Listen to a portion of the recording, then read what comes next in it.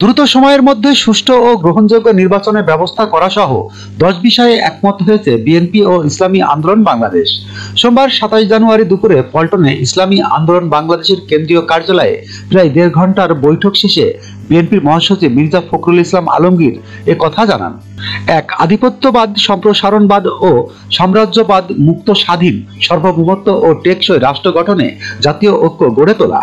2, দুর্নীতিবাদ, সন্ত্রাসী, খুনি ও টাকা পাচারকারীদের দ্রুত বিচারের আওতায় এনে দৃষ্টান্তমূলক শাস্তির ব্যবস্থা করা। 3, ভোটাধিকার সহ সব মানবাধিকার রক্ষায় জাতীয় ঐক্যমত গড়ে তোলা। 4, ন্যূনতম প্রয়োজনীয় সংস্কার শেষ করে দ্রুত সময়ের মধ্যে সুষ্ঠু ও গ্রহণযোগ্য নির্বাচনের ব্যবস্থা করা। 5, দ্রব্যমূল্যের ঊর্ধ্বগতি রোধ করা, অধিকার বঞ্চিত মানুষের অধিকার প্রতিষ্ঠিত করা এবং আইন শৃঙ্খলা পরিস্থিতি স্বাভাবিক করা। 6, আওয়ামী ফ্যাসিবাদ বিরোধী সব শক্তির দেশ পুনর্গঠনে ঐক্যবদ্ধভাবে কাজ করা। 7, ফ্যাসিবাদ বিরোধী শক্তিগুলো একে অন্যের বিরুদ্ধে আঘাত করে কথা না বলা।